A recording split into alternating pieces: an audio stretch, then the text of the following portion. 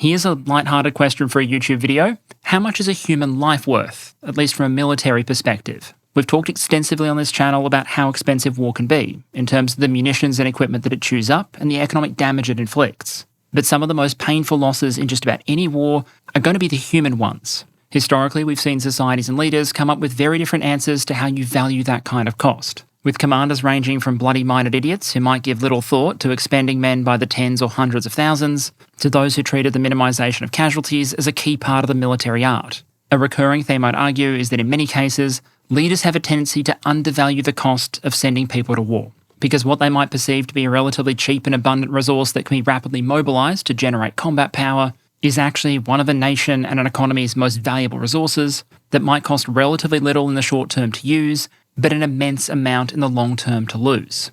But to understand the deeper economics behind that statement, we need to cover a couple of points in turn. First, the temptation. Why is manpower so useful as a military resource, and why might some leaders historically have been tempted to overexpend it? Then I want to work through some of the obvious and more hidden costs of doing so, going from the costs of turning a civilian into a soldier to some of the more long-running economic and demographic costs of caring for those who return, and the price of missing those who don't. Then, as an illustrative example of all those costs, we'll look at the current Russian war effort, both in terms of the comparatively small costs of Russia raising additional infantry and throwing them at the Ukrainians in the here and now, and the potentially much larger costs the country is going to have to pay for that kind of action in years to come. And then finally, I'll reflect some personal observations on how all countries can potentially do better by trying to reduce the human cost of military service, and where possible, deterring or defeating adversaries by leveraging better preparation and more metal in order to save as much manpower as possible. This is an important topic, and it's one I've wanted to cover for years. But before we jump into it, I need to thank a sponsor. And so let me welcome back long-term channel sponsor and my VPN of choice, Private Internet Access. You have to admit, we've come a long way from storing data on cassette tapes and connecting to the internet using dial-up modems to being able to coordinate an actual war over Discord.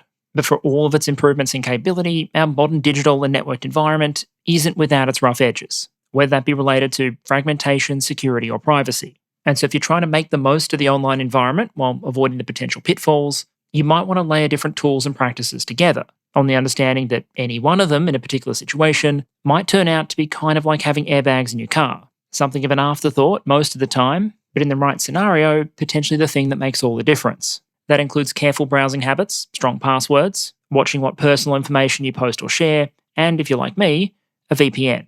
Because what that can allow you to do is change your publicly perceived IP address, reroute internet traffic, and also potentially impact how it's logged, with PIA stating they have a no-logs policy that's been independently audited and court-tested. They also offer servers in more than 91 countries around the world and all 50 US states. Plus, they advertise compatibility with a range of streaming services, availability cross-platform, and a big one, if like me you have more than a couple of devices on the go, a single PIA subscription allows you to cover an unlimited number of devices. So if you're interested, there will be a link in the description that'll give you access to an 83% discount on the 2-year subscription, plus 4 bonus months, with the coverage of a 30-day money-back guarantee. And so, with my thanks, let's get back to it. Okay, so let's start with what I described earlier as the temptation. The reason that manpower is so useful from a military perspective and attractive to decision makers as a way to generate combat power, and why some leaders and societies, especially those that don't attach a particularly high value to individual human life, might be tempted to mobilise and expend people in a way that suggests they're more replaceable than they actually are. If you were to put your platform analysis hat on and evaluate the human being the way you would any other military system, like a tank or artillery piece, there's a lot going for it, with the ones I want to focus on being flexibility, availability and convertibility, and the limited upfront costs. As a bipedal labour and combat platform, complete with opposable thumbs, and in most cases at least decent decision-making capabilities, there are a lot of military roles where, so far, a human is the only available answer to a problem. There are a huge number of decisions and tasks that at this point you just can't effectively automate. But the real beauty here is that you can kind of think of the human being as the ultimate multi-role platform. For most problems or tasks you can think of, whether it's lifting cargo, building a structure, or operating a weapon system, there's a way to use manpower to solve that problem, even if using manpower alone might not necessarily be the most efficient way to do it.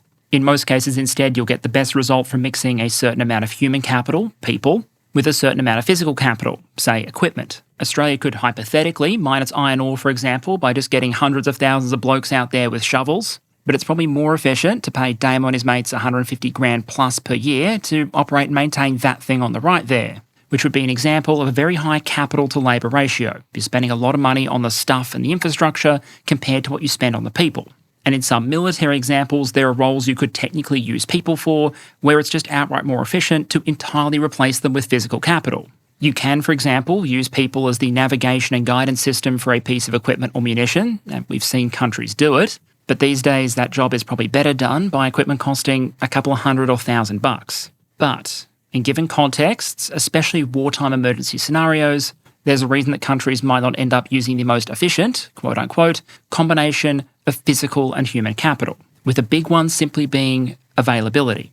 In wartime, in order to equip your forces with the right mix of everything from major combat platforms like tanks and aircraft to munitions, communication systems, uniforms, and all the panoply of war, you need to either have that stuff or be able to source it very quickly. And because you can't exactly hop on Amazon and order 10,000 Abrams for next day delivery, in a lot of cases countries just won't have all the stuff they ideally need when a war breaks out. But effectively, by definition, every society is going to have at least some people. Some of them are going to have a lot of people. And so even if you don't have a huge amount else, think a force like North Korea in the 50s or Vietnam in the 60s, leaders might feel like they have a lot of manpower available that can be readily called up and converted into combat power relatively cheaply. Conscription, basic training and equipment, and you're done.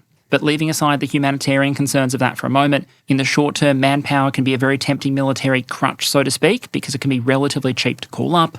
But the broader cost of doing that, especially if you're going to try and zap Brannigan your way out of a particular military problem, is that the full costs of doing so run far deeper and can echo down the years or even generations.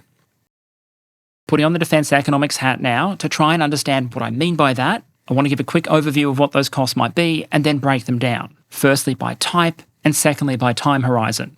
In terms of cost type, there are three ones I want you to think about. Firstly, your primary or direct costs. This is what's going to appear on the defence budget when you have to call someone up and turn them into a soldier. Think things like training, equipment, the military pay for keeping them there. Then you have related but somewhat more invisible costs that might not appear in your headline military budget. And this includes a whole range of opportunity costs. What do you lose by taking a person out of the labour force and putting them into uniform instead? Think things like labour output and the tax revenue the government might get from them working their ordinary civilian job.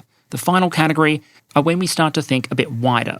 Think the impacts that mobilising and potentially losing an individual might have on their family, their friends, and wider society. Those cost types can then apply across different time periods. Generation, where you're turning a civilian into a soldier, their period of service, the post-service period, and then the longer-term persistent costs, which in some cases might go well beyond the lifespan of the servicemen and women in question. And if you start to consider all those costs in turn, you might start to perceive a potential incentive problem. If you're Sergei Shoigu in 2022, trying to figure out if the defence budget can afford to mobilise hundreds of thousands of additional Russians, then only a small fraction of those costs are going to immediately appear on the defence budget. It's really just the primary costs associated with the generation and service period. The opportunity costs aren't really your problem. They're mostly invisible anyway, and if the costs are borne, they're going to be borne by other ministries. If a new conscript isn't paying taxes anymore because they're not working their old civilian job, that's the tax office's problem, not yours. And as for the longer-term stuff, that's a future government's problem. And as we all know from a huge range of human behaviour, people aren't always great at treating future costs as real costs. In economic and fiscal terms, essentially, mobilising military manpower and sending it to war is kind of a buy now, pay later scenario. You have the upfront costs, which might not seem so bad, and then those recurring payments that are going to keep coming. And so to get an idea of how that might work, let's walk through the journey. Starting with what I'm going to call the generation costs, what it takes to go from a civilian at one end to trained, useful military manpower on the other. And as we walk through these phases, one thing that will immediately stand out to you is, depending on the phase of history and the context you're talking about, the cost of doing this can vary wildly. If you start with identifying, screening and recruiting, for example, which is the cost of finding the people you want, making sure they are the people you want, and then convincing them to join, you might have fully volunteer or nominally fully volunteer forces that need to expend significant resources in trying to convince people that out of all the available options in the labour market, they should choose the military. In the US military, for example, just recruitment and retention bonuses in 2022, 23 and 24 reportedly totaled something like $6 billion, around $2 billion per annum. At the other end of the spectrum, you might have situations where recruitment costs are much lower because you don't rely on volunteers so much as the voluntold. If you have a conscription system, like most military powers historically, or nations like Finland, Russia and South Korea today, then getting people into uniform still isn't going to be free, but you might not have to help them buy their first jet ski or Mustang just to get them on the ops course. Next up, in terms of primary generation costs, think training and equipment, where again, the cost the government feels at the time might be worlds apart. If your training model is congratulations peasant, you're in the army now, here's a pitchfork, go stand in line, your training cost might be close to zero. There's also historical examples of ways to take a direct training cost that government would have to pay and instead turn it into an opportunity cost. For a significant chunk of the Middle Ages, for example, it was compulsory for men in England to practice archery on a Sunday. At some points, kings even went so far as to ban potential distractions like football, so the peasants would spend their time practicing a militarily useful skill, shooting arrows that could potentially be directed at the French, rather than a militarily less useful skill. Because as impressive as some strikers are, good luck getting through plate armour using a soccer ball. Now you have a situation where you don't have to pay to directly train people because they're helpfully training themselves. That obviously reduces the direct costs, although the opportunity cost remains of people spending hours and hours practicing archery rather than potentially doing anything else. But if you're talking about a system with a professional soldiery model, whether that be the Roman legions or most modern forces, direct training costs are going to be a factor for government, although it deeply depends on what job you're trying to train people for. According to a Ukrainian source, for example, a basic training program for an infantry machine gunner might cost just over $7,000. But if you're talking about more technical and extended training programs, especially in higher cost economies, you have to start adding zeros to that kind of price. Back in the early 2000s, for example, the Australian National Audit Office estimated that it cost about $15 million to train an FA-18 Hornet pilot. Although given that's $15 million dues, which for some sad reason is not the global reserve currency, perhaps we're better off quoting some more recent numbers in US dollars. What you're seeing on screen here are numbers taken from a 2018 RAND report on what it costs the US to train pilots for particular aircraft, adjusted for inflation to 2025. They range from under $2 million for some transport aircraft like the C-17 and C-5 Galaxy, to closer to the $7 million mark for the F-16, and a casual $14 million for an F-22 Raptor pilot, with a significant chunk of that difference being that in order to learn to fly the F-22 Raptor, you need to spend hours flying an F-22 Raptor, and on a per-flight hour basis, that airframe is just monstrously expensive. Those sky-high training costs are one reason why you might see air forces around the world fighting so hard to try and retain pilots that they have. If you forget salary costs entirely for a moment, if you only manage to keep an F-22 pilot in the active duty force for 10 years after they finish training,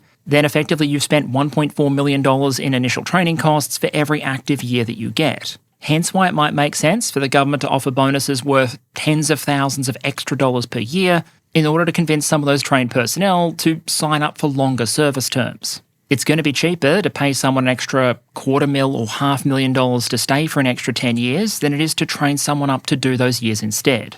In any case, alongside training, another initial generation cost is going to be equipment. And here, especially if we focus on just your average infantry soldier, governments have a lot of freedom in just how generous they are. During World War II, a lot of countries gravitated towards some relatively cheap and cheerful equipment for their basic infantrymen, with particularly budget options being very basic submachine guns, think things like the British Sten or the Soviet PPS-43. With that former example, the collection of weaponised springs and industrial piping known as the Sten gun, from memory costing a couple of pounds or around $10 American in the early 1940s. Good basic modern infantry equipment can easily run into the tens of thousands of dollars, especially if you average through the cost of more expensive specialised equipment like ATGMs or man-pads. But as we've seen in Ukraine, especially for a country like Russia with deep stockpiles of legacy equipment, it can be possible for governments to get by equipping their infantry on the cheap. Then once you've generated some military personnel, so recruited, equipped and trained them, you presumably are going to want to pay them, if for no other reason than issuing people weapons, teaching them how to use them and then stiffing them on their paychecks, historically being a very bad idea. For modern NATO militaries, what they assess to be their personnel costs, which includes things like salaries, are typically a massive chunk of the defence budget. In high-end cases like Italy and Portugal, personnel costs might approach 60% of overall defence spending. And as you can see from this chart here, even for some of the countries on the lower end, which includes some notable military actors like the US or UK, the number still tends to sit between 20 and 30%. But at least in terms of direct costs, that's partly a government choice. And history presents plenty of models of ways that governments that want to get access to manpower cheaply have been able to do so. If you were a Greek city-state where most of the military was essentially a hoplite militia force, then the marginal cost to the state for calling up troops for a short war might be relatively low. If you were a feudal lord and had provided vassals with land in exchange for a certain number of days of military service per year, then in some cases from your perspective, it might be economically wasteful not to go to war, because you have men who are obliged to turn up when called, and you might get some loot or new lands out of the process. My point is that while training equipment costs, even for roles like infantry, can be very high, if a government chooses, and it has the power and political capital to do so, the marginal direct costs of just throwing people into the meat grinder can get very low. For examples there, see the Iran-Iraq War of the 1980s, or Russia's Stormzy units of former prisoners in the 2020s. Herein, I'd argue, lies a potential economic trap, especially for dictators or leaders of societies that are, for whatever reason, relatively casualty insensitive. Especially if you don't have access to much else, masses of lightly equipped, poorly trained infantry might seem like a kind of break glass in case of emergency asset. You can potentially solve for a combat power deficit quickly and cheaply by just grabbing large chunks of the population and trying to use manpower to compensate for a lack of firepower. But no matter how cheap you decide to go on those direct costs to the government budget, anytime you are taking civilian manpower and putting it into the military, there are going to be costs accumulating somewhere. The marginal cost to a feudal lord for calling up their vassals might be low because they're obliged to provide military service, but they're only obliged to do so because they've been given land, which potentially might otherwise have been kept by the lord directly or handed out in exchange for some other obligation, like ongoing tax revenues. As a society, I can conscript young men or young men and women into the armed forces and require them to serve a period of service while paying them relatively little, so not hurting the government budget that much. And if the term of service is relatively short and the training program good for generating not just military skills, but things like social cohesion or skills that might be useful in the later labour force, that might be one thing. But if you were a conscript in the pre-World War II Soviet Navy, where the term was 5 years, that's 5 years of someone not being in the wider labour force, where the government is having to pay to feed and house someone without them generating any economic output. And so even if the government was paying them proverbial dirt, the labour force is still going to miss the absence of that individual. And those reverberating economic costs can go well beyond just the person in the military themselves. Military life, for example, can be demanding not just on service personnel, but also their spouses or dependents. Constant relocation or not being able to control that relocation to a new posting, for example, might constrain what sort of career options a military spouse has. Or the education of children might be disrupted for similar reasons. A relocation for a military family might also mean their children have to adjust to a new school. Again, the cost of that isn't something the government budget is going to see directly, it's borne by the families. But the government might have to bump up military pay or benefits in order to attract people into the profession, despite that kind of wider cost. The core point is that while it might feel to a government like it's possible to raise, equip and field military manpower relatively cheaply, even in the short run, once you take account of the opportunity and extended costs, that isn't necessarily the case. And so before we move on to some of the more extended costs, let's apply that logic to Russian recruitment and the war in Ukraine. No matter how you cut it, Russia's approach to fighting this war has been fairly manpower intensive. Early on, Sergei Shoigu bragged that the country had a mobilization reserve tens of millions strong, and just in the years 2023 and 2024, Medvedev claimed that about 860,000 contracts for military service had been signed. Add to that the 300,000 Russians they claimed to have mobilized starting in September 2022, the extra 210,000 Medvedev claimed signed up in the first half of 2025, plus an assumed 30,000 for the month of August, and you get a very rough claimed personnel inflow, not counting other sources like the North Korean troops or anyone who joined the Russian army of 2022, of about 1.4 million.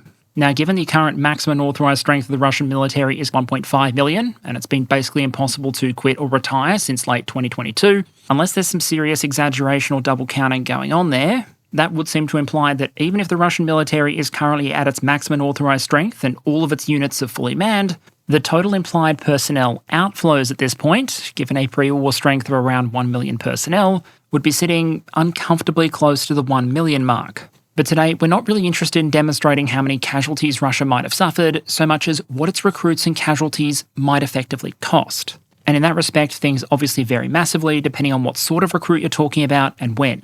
Personnel mobilised in 2022, or prisoners drafted into the Wagner Group, presumably would have cost very little, while contract troops, attracted by higher and higher signing bonuses, are obviously going to be more expensive. And since we're talking about 2025, I'm going to focus on that latter case more.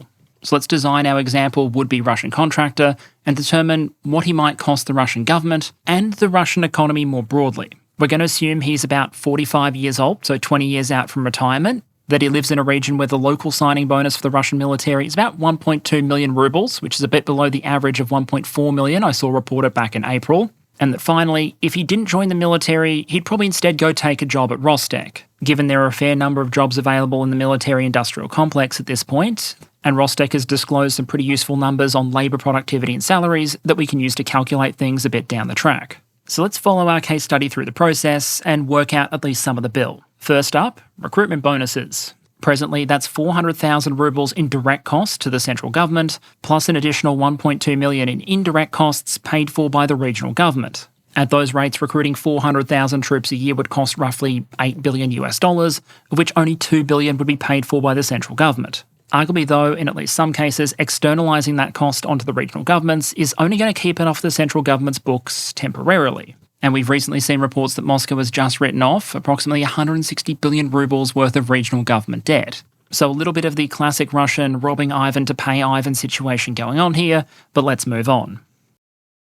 Next up comes training, equipment and salary. Because we don't have a Russian estimate, we'll take the Ukrainian figure for training costs here and translate that to rubles, adding an additional 600,000 rubles or roughly 7,000 American dollars to the tab. In terms of equipment, to be as generous as possible to the Russian government, we'll assume it's entirely made up of Soviet-era hand-me-downs or stuff the troops have to buy themselves, and assign a total cost of zero. Salaries, though, aren't free. Even back in 2024, we were seeing the army promise monthly earnings of around 200,000 to new military recruits, so that's what we'll use here. Many on the assumption the bloke survives a year of service. That's an extra direct cost of about $30,000 to the central government. Then, however, comes the opportunity cost, because in our example, the bloke fighting in Ukraine isn't doing something else, like working in the factories supplying the blokes in Ukraine.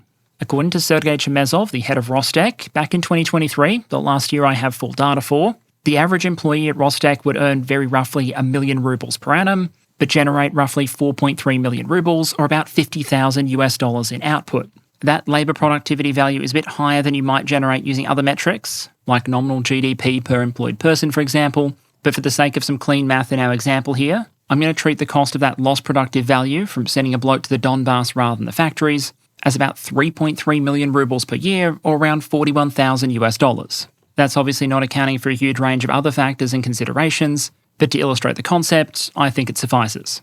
Finally, whether or not they're actually honoured, there are a lot of other things the government promises to potential recruits for the Russian military, with one particularly interesting one being the offer to cancel up to 10 million rubles worth of personal debts for individuals who have debt proceedings against them, as long as they're willing to sign up to fight. That's obviously not going to be something that every potential recruit could take advantage of, just as not all of them are going to take advantage of subsidised mortgages, for example. Bring that all together, without even considering the range of other potential costs involved in keeping a troop in service for a year, like, hopefully feeding them. 12 months in, the central Russian government's up for about 3.4 million rubles, or $42,000 for this new contractor. But those indirect or opportunity costs are enough to more than double the figure. Without any debt forgiveness, it's closer to $98,000. And if our bloke was lucky enough to have the full 10 million rubles written off without affecting any of his other benefits, the number would more than double again to closer to 223,000. Scale that up to 400,000 contractors a year, and you can see how the effect of this might compound. From Moscow's perspective, attracting and paying those recruits might cost about $17 billion. Certainly not cheap, but manageable within a defence budget that the IISS estimated at about $146 billion. But if the defence budget accurately captured some of those costs pushed out to the Russian regions, or the opportunity costs incurred in the economy, then even if no one took advantage of that very generous offer to write off debt, you're looking at a cost closer to $40 billion, at which point you'd be chewing up between a quarter and a third of the defence budget before you paid for anything else. Like, the salaries of all the other troops and officers that are already in the military, or the civilian bureaucracy that supports the military, or all the supplies and equipment it needs to wage a war. My core point is that what might look to defence officials in Moscow as a relatively affordable way to raise additional troops to use up in Ukraine could actually be significantly more costly to Russia more broadly. And that's before you start to factor in the delayed costs, the ones that start to stack up after troops end their service, one way or another. Even if we assume everything went well and someone's able to get through their military service without any serious medical complications, historically many societies have set up systems to reward former personnel for their service. And there's plenty of reasons that governments might want to do that. Maybe as an inducement for people to join up in the first place, or out of a sense of moral obligation for their service, potentially the very pragmatic motivation of wanting to keep all those people with the military skills happy in their retirement, or maybe some combination of all of the above. How societies have chosen to do that has been highly variable, but there are some recurring themes. Through significant parts of Roman history, for example, a retiring legionary could expect a land grant from the government, as could some returning Australian veterans after the end of World War I. But perhaps one of the most common forms of a post-service reward is the monetary pension. This is a very old concept. In 5 or 6 AD, for example, the Emperor Augustus established a special fund in Rome, which was funded in part by a 5% tax on inheritance to pay a lump sum to retiring legionnaires. In Augustus' time, that was around 3,000 denarii, equivalent to about 13 years of legionary pay. For modern forces, especially in a context of greater and greater life expectancies, pensions can become a significant budgetary issue. In some cases, to the point where it arguably becomes a genuine strategic problem. In India, for example, despite the defence budget growing considerably between 2008 and 2023, the percentage that was being spent to fund military pensions almost doubled from 12.6% to 23.3%. In that same time period, capital expenditure, so think stuff like new equipment, also fell from about 32% between 2008 and 2012 to around 23% between 2018 and 2022. Now, obviously, I'd argue that if you promise people a pension in exchange for their military service, you should pay it. But my point is that it's easy for governments just to look at the upfront cost of recruiting additional troops or increasing the size of the military, while deciding the cost of paying all those troops eventual pensions is some future government's problem and thus unimportant. For its part, in 2022, we actually saw India embark on a significant series of military reforms called Agnipath, or the Path of Fire, which replaced the previous mostly career service model with one where roughly 3/4 of recruits would only serve 4 years, after which they'd receive a severance payment and be on their way, but not a pension, while the remaining 25% would continue on longer term. Logically, that would go a long way towards both bringing the average age in the Indian military down while also controlling the growth in pension obligations, but in part for that reason, it was also deeply controversial in India. At various points in history, countries have also offered a range of other benefits to veterans after they complete their service, everything from subsidised loans and housing assistance to education benefits, all of which, again, a government can choose to handball to some future administration if they choose to recruit recklessly. But one type of cost, and I'd argue quite rightfully so, with a long historical precedent, is payments for military personnel who suffer some sort of injury as a result of their service. Because if there is one thing about war that has never changed, it's that from bullet wounds to burn pits to just a bad back, military service has always had a way to leave a mark on mind and body. And the question for societies and government has often been, what comes afterwards? Different societies have taken different approaches. Some ancient societies had discretionary payments. Others have relied on charities or told wounded veterans that that's very sad, but they're on their own. In many historical cases, though, you'll see at least some attempt to support or provide for the wounded. One of my favourite historical examples of this is the Royal Navy's Chatham Chest, established in 5088, which, as you can see on the right there, was a literal chest with 5 locks on it. The basic premise was that every rating in the Royal Navy would sacrifice a portion of their pay, which would then be put in the chest, with the 5 locks having 5 keys carried by 5 different people, with the idea being that it would make it harder for any one individual to just bolt with the money. If a rating was then wounded during their service, say lost a limb, they were then meant to receive a one-off payment out of the chest. While it wasn't a perfect system, you can think of this as essentially an early collective disability insurance scheme. In most major militaries, disability payments are still a concept that exists to this day, although as far as I'm aware, most of them don't keep their multi-billion-dollar annual budgets in cash in a single locked box. Pensions, benefits and care for veterans can become a major item of government spending. In 1926, for example, 8 years after the end of World War I, war pensions were costing the French budget about 4 billion francs per annum, making them the most important line in the budget after debt repayments and defence, and accounting for more than 10% of total spending. Modern cases tend to be cheaper than that, but can still get very expensive. Spending by the US VA increased by about 70% over the course of a decade, from $180 billion in fiscal year 2013 to more than $300 billion in fiscal year 2023. And while you can see on the chart there a significant amount of that is discretionary spend, a lot of it's mandatory, stuff the government promised to people, in some cases a long time ago, and is obligated to pay out. And here again, you might potentially have the risk of leaders tunnel visioning in on the short-term costs of raising personnel and using them in a particular way, without factoring in the very long tail of costs that might bring. If you want a good example of that, think about medical care. I'm obviously an Australian, and in my family we had someone with what's called the DVA Gold Card. With a couple of asterisks, what that basically entitles you is more or less free medical care for anything for life. In that case, the government had handed out that benefit for service and sacrifice that occurred many, many, many years before. But for most people, medical costs aren't evenly distributed over the course of your life. They tend to be weighted towards the end. And so a promise made by government to someone that's in their 20s, 30s or 40s may actually place its greatest call on the budget when that person's in their 70s, 80s or 90s. And while some veterans might recover, in other cases, disability payments or medical requirements might be lifelong. And a key point I'd make here is that from an economics perspective, even if a government doesn't choose to cover those costs, doesn't choose to help, basically tells veterans and their families that they're on their own, that doesn't make the costs go away. It just means those costs are being differently distributed in society. Maybe they're being carried by the general health system, if there isn't a specific one for veterans, or by charities, or by the families and veterans themselves. Ignoring the problem then is arguably at best an act of accounting trickery that moves the cost around, and at worst, outright economically wasteful. Because if, for example, you don't help someone recover who potentially could have recovered, not just do you impact their quality of life and the lives of those around them, you also, in a very utilitarian sense, might lose the opportunity to have them contribute as much to the economy as they could have. But if we're going to leave most of those wider implications for later, and for the moment focus on the more direct costs, let's illustrate how this might play out using our Russian example if, after a year of service, our private Kontraktnikov has a close but non-lethal encounter with the Ukrainian FPV, and it's time for the Russian government to compensate him for his wounds.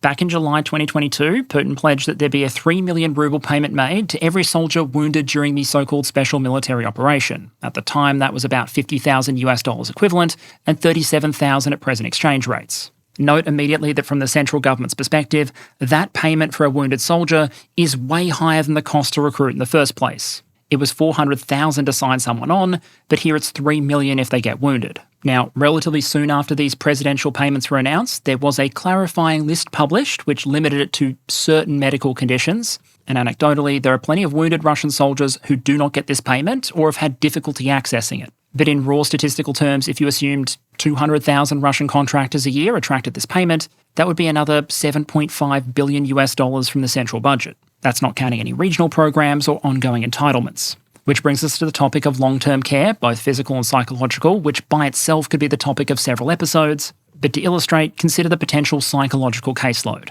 Back in December 2022, Russian psychologist Olga Kulik estimated that about 100,000 Russian troops would require psychological support as a result of the operation. And that was a time where the war had been going for less than a year, and the Russian army was considerably smaller than it is today. Cut to mid-2024, and Lattanzio and Stevens gave a back-of-the-envelope estimate that by the end of this conflict, about 500,000 Russian veterans might require psychological care, estimating the cost of proper care at about $15,000 per person per annum, roughly $7.5 billion per year. The two things I'll flag here are that one, I'm not a medical expert, and secondly, that a lot of what I've seen written on this topic about the eventual cost of care or the number of people who will likely require it often out of necessity draws on historical or contemporary precedent, sometimes from very different contexts. That $15,000 figure, for example, was taken from a US estimate adjusted for purchasing power parity in Russia. What I haven't seen much modelling for, however, is any accounting of the different psychological state of your average Russian recruit in 2024 or 2025. A lot of militaries, including your major NATO ones, are going to screen recruits pretty heavily for pre-existing mental conditions or vulnerabilities. You're still going to get a mental diversity of recruits, but it's not going to be a regular cross-section of society. The Russian recruitment pool, however, looks very different. You have a lot of convicted violent criminals, people with pre-existing substance abuse problems, and a battlefield environment that's going to be long on psychological pressures and relatively short on supports. Meaning I'm not sure it's safe to assume that the profile and rates of Russians coming out of this war with psychological issues are going to be like-for-like comparable with what we've seen come out of previous conflicts and baselines. But whatever the incidence rate for things like PTSD and surviving Russian troops might be, I'm not confident we should assume that the direct treatment costs incurred by the Russian government are going to be equivalent, because frankly, the resources just aren't there in the military medical system to accommodate them. In a 2023 Russian media article with the subheading, "The Ministry of Health is ready to help veterans of the special military operation," end quote, there was a quote by the chairman of the Society of Disabled Veterans of the Afghan War, claiming there was only one military hospital in Russia that had a centre for psychological rehabilitation, and that, quote, "there are only 32 beds there," End quote.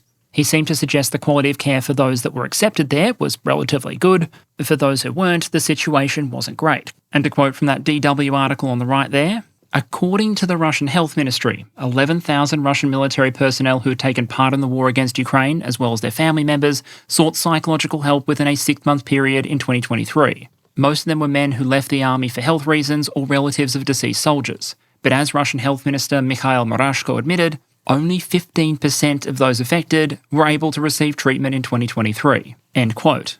It also includes an anecdote of a Russian soldier who received a PTSD diagnosis and a doctor's directive that he not be given a weapon, only to then reportedly be sent back to the war zone anyway. The point here isn't that Russia is the only country out there that mishandles mental health in a military context. That's a very, very long list. But in their case, it seems that the resources available are especially stretched when compared to the immense need. A likely scenario then might be that the Russian government isn't actually forced to pay for the treatment of many of those affected, but that the costs of those conditions might be shifted onto those individuals and Russian society more broadly. Where we might see more direct cost to the Russian budget, though, is in the case of troops that are actually killed in action. Including insurance payments but excluding regular pay, Lattanzio and Stevens come up with a figure of about 14 million rubles. Another estimate I'll link, which excludes some elements like insurance payouts but includes a year of pay, comes up with a number closer to 14.5 million rubles. At current exchange rates, we're in the domain of roughly $170,000. Huge money for Russia in general, unthinkable money for some of its more economically depressed areas, and enough to potentially generate some perverse incentives. It's reported, for example, that a Russian real estate agent generated a significant degree of public blowback when she allegedly suggested that an effective way to buy property might be for a woman to find a man who's heading off to the special military operation, marry him, pocket the death benefit, which would likely follow, and presumably, if necessary, repeat. As Russian economist Vladislav Inozemtsev noted, this means that for a Russian man aged 35 from some of the more economically depressed regions of the country, as dark as it sounds, the value of going to Ukraine, fighting for a year, and then appearing in a drone compilation might be worth more to their family than every ruble they would have earned working in the civilian economy up until age 60, which hopefully gives you both the sense of the scale of the payout here in the context of some parts of the Russian economy, and why in 2025, despite all the knowledge out there now about how lethal the Ukrainian battlefield has become, there is still going to be a subset of Russian society that are willing to sign up. So let's bolt all that together onto the example we discussed earlier. If we scale up our hypothetical 45-year-old contractor, who I note would actually be older than the average Russian KIA in this conflict so far, then the direct costs for an annual intake of 400,000 would come to about $17 billion equivalent. That's the cost the Russian government would feel immediately in the here and now. If we then add those more indirect generation costs like regional bonuses, that adds an additional $22 billion.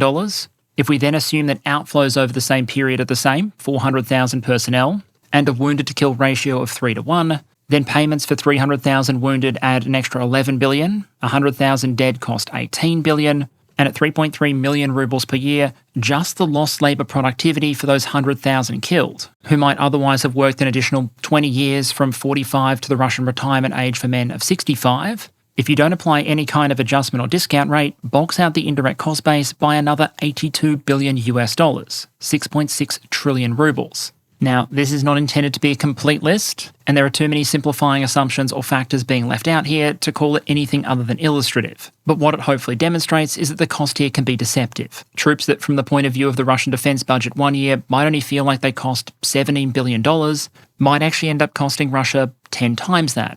And that's still using monetary values that are far lower than you'd find in many Western contexts, and still only totalling up a portion of the total tangible and intangible price here. I'd argue the costs actually extend even wider, well beyond the military personnel themselves. Because as we noted, when someone is injured, wounded, or killed as a result of their military service, it's not just them who carries a cost. It's, for example, their families, their children, those around them. And wherever society chooses not to step in and help, it doesn't make the costs go away, it just pushes them off the government's books and into the wider economy. In some historical cases, nations have come to the conclusion that if you're trying to attract people into military service and maintain morale, that's actually a terrible idea. Because if you're trying to convince troops to be willing to risk and, if necessary, lay down their lives, they might be somewhat less reluctant to do so if they think their family will be properly cared for if they don't make it. You might have a lot of potential recruits who are willing to potentially sacrifice themselves for their country, but not necessarily sacrifice their family's future for their country. Many nations historically have tried to support the spouses and children of the fallen, for example. And after a large-scale war, The cost of doing that can be significant. For example, as a result of World War I, France ended up with very roughly 700,000 additional war widows. They had been entitled to support under an 1831 law, but that had been written when there were far fewer war widows. And so in March 1919, conveniently after the war was over and military morale was no longer as much of a concern, a new law was passed, which the piece on the right there notes, was significantly less generous than the old one. For the wife of a dead common soldier, the payment was 800 francs per year, plus 300 for every child under the age of 18. Note, this was a time when a kilo of bread cost 1 franc, a litre of milk just under a franc. In the words of Michael Lanthier, that meant that, quote, pensions for war widows were therefore insufficient to allow a woman to support herself and her family, a problem that was only aggravated by the rampant inflation of the 1920s, end quote. And as an extension of that, there are numerous ways that the cost of military service and sacrifice can accrue, whether a government chooses to put them on their balance sheet or not. If medical care, for example, isn't properly provided by the state, a spouse might step in to support instead, but that in turn might mean they're less capable of spending more hours working in the wider economy. The care, support and work hours have to come from somewhere, whether the budget acknowledges it or not. In the interest of time, and given how hard this kind of thing can be to model though, I'm not going to apply the Russian example to this particular point, because instead, I want to focus on one last wider area of concern, something which historically has had devastating impacts on some countries, and one which I'd argue is an acknowledged clear and present danger to both Russia and Ukraine: the demographic impacts of fighting a casualty-intensive war. The challenge with trying to price the impact of demographics is that almost inevitably, you end up trying to assign an economic value to human life. And while that might be a mathematically sound practice, and governments and organisations do it all the time for things like insurance or pricing medical interventions, for example, I think it's important when you're doing it to take a bit of a breath and acknowledge that perhaps human life is worth more than just their expected economic output. But if we are, despite possessing empathy, interested in that very cold evaluation of demographic value, it's often going to be the case that different lives, in different social and economic contexts, might be more or less painful for a society to lose. If you're in a medieval society and your area would just struggle to have the resources to support an ever-growing population, or maybe you're a son well down the pecking order in terms of inheritance, then perhaps it makes sense to risk some young men trading, raiding or conquering to try and close the resource deficits in things that you don't have with a resource you do have: people. That doesn't mean that human resources were ever worthless, just that decision makers might regard them as more or less valuable compared to other resources, like land, depending on the society and context you're talking about. But in the 20th and 21st centuries, especially when we're talking about many of the more developed economies, one of the demographic metrics you're often going to see decision makers concerned with is what's sometimes called the dependency ratio. In very crude terms, the ratio between working and non-working age people in the economy, often defined by those between the ages of 15 and 64 and everyone else. For example, here's what the demographics of Brazil look like, with those two red sections being the 0 to 14s on the left and the 65 pluses on the right. The reason this ratio might be of interest to economic planners is because while things might be a bit fuzzy around the edges, it's obviously possible for someone over the age of 65 to continue working, just as you might have people in their 20s who aren't, because they're in full-time study, for example. Overall, you'd very roughly expect that working age population to produce more goods and services than they consume, while the retirees who finished working, or the children who are spending their time doing things like going to school, are generally going to consume more goods and services than they're producing. That said, the economic ideal obviously isn't to have the red bars be as small as possible. If you invest resources in a child for 18 years, or however long it takes for them to eventually enter the labour force, economically you're probably going to see a bit of a return on that investment when they then work for the better part of the next half century, while also in many cases producing and raising the children that will become your labour force in the future. The economic danger that countries tend to pay more attention to then is a scenario where you don't have enough workers to support your retired and ageing population, and or not enough young people coming through the system to sustain the labour force in the future. Historically, wars that cause mass casualties compared to the size of the populations involved can threaten both of those goals. To illustrate, what you can see on the right there are the population pyramids for France in 1914 on the top and 1920 on the bottom. And what you can see artistically highlighted in red are 3 points where it looks like a shark and a pair of crocodiles have come and taken a bite out of the chart. Those reflect two distinct phenomena. Firstly, you have an entire generation of military-aged males who are mobilised and chewed up on the Western Front. Your 24 and 25-year-olds in 1920 were obviously your 18 and 19-year-olds in 1914, and so were liable for service the entire way through, compared to your 21-year-olds who only became eligible towards the end. The slices down the bottom in the child age cohort reflect something different, demographic suppression, if you will. with both temporary and longer-lasting factors coming into play. In a temporary sense, there are a lot of factors that go into deciding when a couple ultimately decides to have children, and it turns out that historically many couples won't choose the middle of an apocalyptic war, with many of the men being sent off to the front, as the time to do so.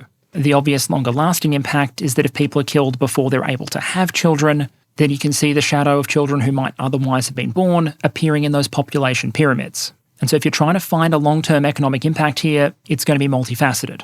Firstly, you have lost years of productive labour. Just as you had an opportunity cost of taking someone out of the civilian workforce and putting them into the military for the duration of their service, if they're killed or suffer a disability, the loss might be much longer lasting. For the dead, labour output obviously falls to zero, and while many disabled veterans are able to continue to work in at least some capacity, all else being equal, they might be less productive than if they'd never suffered that disability in the first place. Meaning all else being equal, the more productive your labour force is and the richer your economy is, the more it costs you to lose people. As for how exactly governments choose to value the loss of life or the loss of years of life, there are a couple of different methods. There's VPF, which is the value of a preventable fatality, which is a single lump sum payment you might see in contexts like spending to prevent road fatalities. In 2023, the VPF for a road fatality in the United Kingdom was about £2.6 million. So the better part of $3.6 million US. Another slightly more flexible concept you might see in the context of pricing medical interventions, for example, because the health budget is never going to be unlimited, is the idea of a quality-adjusted life year. Basically, the value the government attributes to 1 year of perfectly healthy lifespan. Quality works on a scale where the full value represents perfect health, 0 represents dead, and the values in between represent different states of well-being. If we use the UK figures again here, inflation adjusted, a quality is worth about £80,000, just under $110,000 US. And so if you apply that concept to a military scenario rather than a medical one, it'll tell you that relatively young, healthy people that might have otherwise expected to have a long, healthy life ahead of them are worth investing heavily to protect. If you don't play around with things like discount rates, then using that kind of model, if you had a British soldier that might otherwise expect to have 50 quality-adjusted years of life ahead of them, assuming they weren't, for example, hit by a Russian missile heading towards their position, their total quality value would be about £4 million or about $5.4 million US, meaning that hopefully, according to Treasury's model, as well as, everyone possessing empathy involved in the scenario, it would absolutely be worth firing off 1 or 2 expensive interceptors to stop that missile hitting that soldier. Just don't ask what the model would say if the missile was instead heading towards a pair of 90-year-olds enjoying afternoon tea. There are other ways you might calculate it based on labour productivity assumptions, for example, but I imagine that by now you get the concept. A common theme with many of these approaches is that because young people in particular would normally be expected to have so many working years ahead of them and potentially to raise families, the highest values tend to attach to the younger cohorts.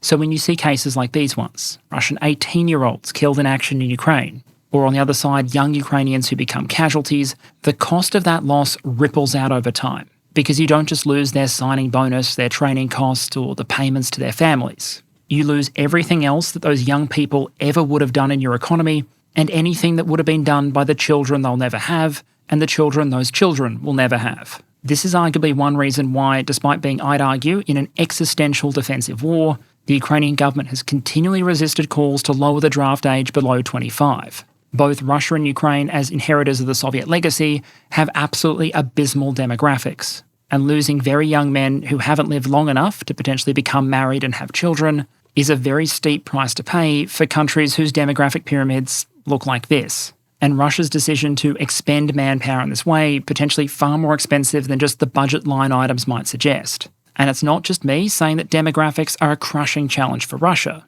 In many cases, it's Russian figures as well. Here's a quote from one dating back to 2006. Quote, "And now for the most important matter. What is most important for our country? I want to talk about the family, about the most acute problem facing our country today, the demographic problem. The economic and social development issues our country faces today are closely interlinked to one simple question. Who are we doing all of this for? You know that our country's population is declining by an average of almost 700,000 people a year.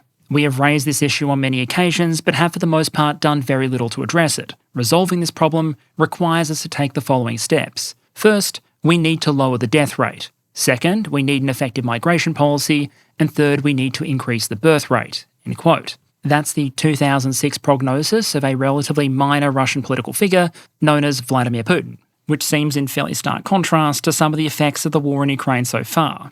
which may have added some new population to Russia's claimed borders through conquest, but certainly hasn't done the death rate any favours, pushed a wave of emigration, especially of productive young men who may have been fearful of mobilisation and or had skills that gave them economic options abroad. Oh, and reportedly, according to demographer Alexei Raksha, the number of births in Russia in the first quarter of 2025 may have been the lowest since the early 1800s. The potential long-term opportunity costs to the Russian economy of any further decline in its demographic position are massive. Russia was already facing the problem of people ageing out of the workforce before the invasion. The switch to a wartime economy has pushed the country into an outright labour shortage, and while under ideal conditions you'd expect men mobilised to fight to be able to return to the civilian economy afterwards, obviously the dead or permanently disabled can't do that. And statistically, Russian soldiers sent to fight on the front lines in Ukraine have fairly high odds of being killed or wounded. There is, however, one distinction when we're talking about Russian casualties in this war that also to a significant extent applies to Ukraine, which means we probably can't model the long-term economic impacts the same way we would with France during World War I, or the likes of many of the combatants, including the Soviet Union, during World War II. Whereas in those wars, it was often the youngest military age cohorts paying a disproportionate share of the price. A lot of Russia's recruitment efforts have brought in either much older men or people drawn from, as harsh as it is to say, less economically productive cohorts, like prisoners, for example. If you look at the age distribution of Russian troops confirmed KIA in Ukraine, as tracked by Mediazona, it looks like this. As the Russian demographic pyramid would suggest, the largest cohorts are in their 30s, especially the mid-30s, with a lot of older blokes on the right-hand side of the chart. There are, for example, more confirmed dead aged 51 to 53 than there are aged 18 to 20. And that starts to hint at the fact that if you break this data down by the type of recruit, the Russians have been pulling even fewer fully productive young men into the military than it might first appear. The volunteers or contract troops, for example, the men who are taking those massive signing bonuses, actually skew significantly older than the overall sample. In fact, they skew significantly older than Russia's demographic pyramid. Russia's population has more men in their 30s than their 40s or 50s. But among those confirmed dead Russian contractors, by far the largest cohort are those between 45 and 50. There are far more dead volunteers in their 50s than there are in their 20s, and the 60 to 62-year-old group outnumbers the 18 to 20-year-olds. So if that's the case, where have many of the younger men in the Russian military come from that generated that chart shape I showed you earlier? And the answer to oversimplify is a mixture of junior officers, those mobilised during the partial mobilisation starting late 2022, and to a very significant extent, the Russian prison system. Overall, Mediazona has confirmed data for about half as many former Russian prisoners as it does Russian volunteers, and yet in the 33 to 35-year-old cohort in both datasets, the numbers are pretty close to equal. When you start having this many prisoners in your casualty data, calculating long-term economic costs becomes basically impossible. It's hard to know how many labour force years you're losing, for example, because you don't know how long they otherwise would have been locked up if they hadn't been let out of the military to become professional drone catchers. Similarly, as cold as it sounds, you'd need to account for how much it was costing Russia to keep these people in prison, and how much the correction system might save due to their, for lack of a better term, early release. Add in potential wider costs, like the effect of releasing potentially violent criminals back into the community early, only now with military training and potential wartime trauma, and trying to put a number to this becomes more the domain of a potential PhD thesis than a YouTube video. But the broader picture is this. For any economy, people are valuable. And for countries like Russia and Ukraine, younger military-aged people are especially valuable. And while a defence minister, treasurer, or national leader at the time might conclude that one of the cheapest options available to them is to just gather up a bunch of people, put a gun in their hand, and continuously project those against an opposing defence line to force the defenders to expose themselves, exhaust themselves, and eventually get some of those attackers through, the cost of what's being sacrificed runs far, far deeper and echoes far, far longer than just a significant signing bonus, basic training program, Kalashnikov, and maybe a motorbike or scooter. Manpower might feel like a cheap and readily available military resource, but it's also in the long term your economic and national future. So if you take all that into account, the fact that war is inherently destructive and that using and losing people can be very economically damaging, where from a defence economics perspective does that leave you? Because war and security threats are still very much a thing, and so nations are still going to want the ability to project power, deter conflict, and win conflict if it breaks out. The answers could stretch several episodes, but to round this one out, here's a couple of quick ones. The first thing to say is that especially for relatively developed economies, fighting war in a capital-intensive rather than manpower-intensive way is often going to be the economically better bet. There are many, many times on this channel where we've criticised procurement disasters and overly expensive or gold-plated military equipment, and those criticisms are fair. Procurement dollars are always going to be limited, and so it's important to be efficient, to get the basic right rather than being distracted by the bling. But in a holistic economic sense, it might often be that even very expensive platforms and munitions are a better way to solve problems than throwing people at them. And the reality is that in a lot of cases, the trade-off might really be that simple. If you send people to war without the right protective vehicles, and they end up having to come up with all kinds of hillbilly protection schemes, then all else being equal, that procurement saving might become a personnel cost. If you want to push a force through a minefield without adequate mine-clearing equipment, procurement saving, personnel cost. You want to push a force onto a modern battlefield without enough short-range air defences and counter-drone capabilities, guess what? Procurement saving, personnel and equipment cost. And as the war in Ukraine has repeatedly shown, if you don't have the right capabilities, the right ISR, the right communication, the right fires, then if you're in a no-lose scenario, the deficit has to be made up somewhere. And if you have nothing else to fill the gap, that might be greater losses amongst the poor bloody infantry who have to make up for the deficit.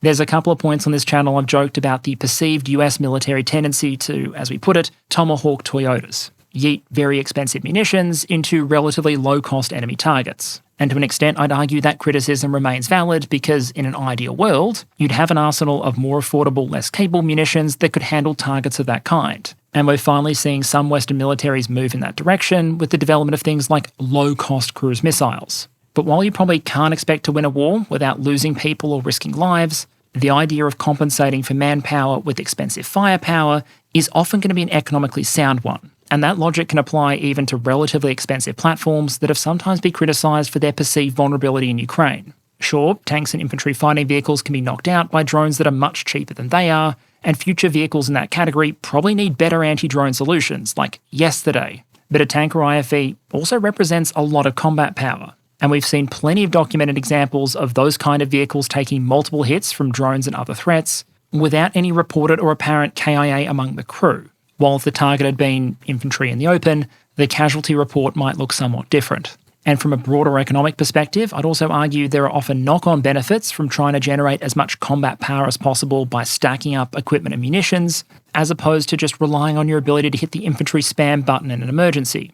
Whether a smaller, better-equipped military could beat a larger, worse-equipped one is really going to depend on the details of the scenario. But the broader economy is probably going to do better in a world where you spend more of your resources generating relatively high-paying jobs in factories producing military equipment, and maybe doing military R&D that might be dual-purpose and have knock-on effects on the civilian economy, as opposed to one where you try and focus on keeping as many people in uniform as possible.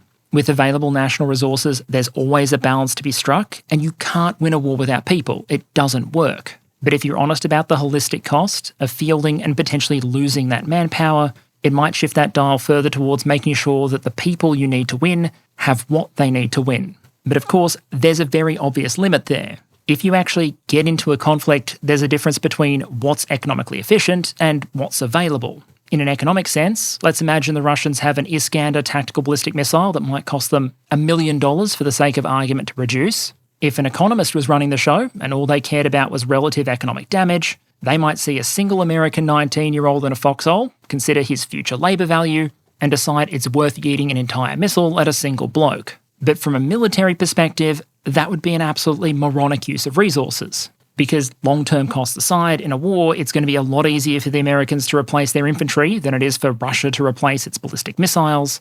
And in any case, they'd probably be better spent against much more militarily valuable targets. Which brings me to point 2. Preparation is paramount. Russia and Ukraine aren't fighting the way they are because it's the most efficient way to do it. They're doing it partly because it's the way they can fight with the resources they have available. I'm sure the Ukrainians would love to reduce pressure on the front line by blowing up far more Russian targets in rear areas. If you gave them 1,000 air-launched cruise missiles or 2,000 ATACMS, they'd find targets for them, but they don't have them, the same way Russia has chewed its way through a lot of its reserves of a whole suite of military equipment and munitions. And unlike manpower, which you might be able to call up quickly in an emergency, although giant asterisk there for professions that take much longer to train, as we've seen, even if a nation is making considerable efforts, you can't turn on the taps of complex military equipment overnight. That means if you want to be able to lean on it to deter conflict or win one if it does break out, you ideally need to start long before the potential fighting does. Whether that takes the form of making sure you stockpile the right equipment and munitions that you might potentially need,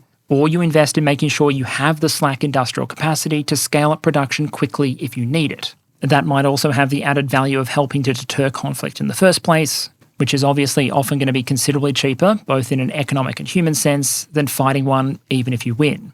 Then, since people, lots of people, are still absolutely essential to generating significant military capability, the next thing I'd point to is making sure you reduce the cost to those people, not just during wartime, but during ordinary peacetime service. A lot of the health issues experienced by many veterans, for example, aren't the result of direct enemy action. It's the rigours of military life. What happens to your back, your knees? What about hearing loss? And while you obviously want your troops to be able to handle difficult battlefield conditions or face danger if they need to, that doesn't mean you shouldn't invest to prevent damage that doesn't need to happen. If you can use technology to lighten a troop's kit, maybe that's a great idea. Further down the road, if I can give the infantry a robot or some power armour to help them carry all their shit, maybe that's a great idea too.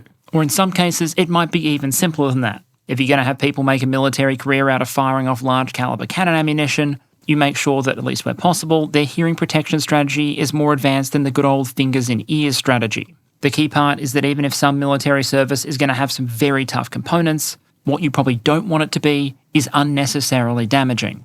That means being honest with yourself as a military institution about the risks and what you can do to mitigate them. Plus, you can imagine there might be a morale benefit if personnel believe that if they are being asked to take risks, it's for a good reason, rather than just because no one could be asked, thinking through the safety implications. But seeing that as long as we need people in uniform, those risks will never entirely go away, I think the final point here is that it's important for leaders to be honest with troops, with society, and with themselves. And I mean that holistically. It means acknowledging the risks of not preparing for conflict appropriately, knowing that if you don't, it might be a people who end up paying the price for the deficit. Channel update to close out. Firstly, thank you very much to the patrons who voted for this topic. It was by far the winner of the most recent poll.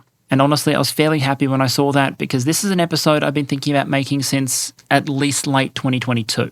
It's obviously not possible in everyone's career path, but for me personally, my view has always been that people working in the defence or defence-adjacent sectors, whether that be industry, civilian government, etc., can really benefit from making sure that at least at some point in their career, they make an effort to get grounded in what all of it actually means at the sharp end. Maybe that means some time in uniform, in the reserves, or working in veterans affairs and care. Just something to help ground yourself in the fact that at the sharp edge of this whole national defence endeavour, there are and always have been people willing to put a lot on the line to make it work.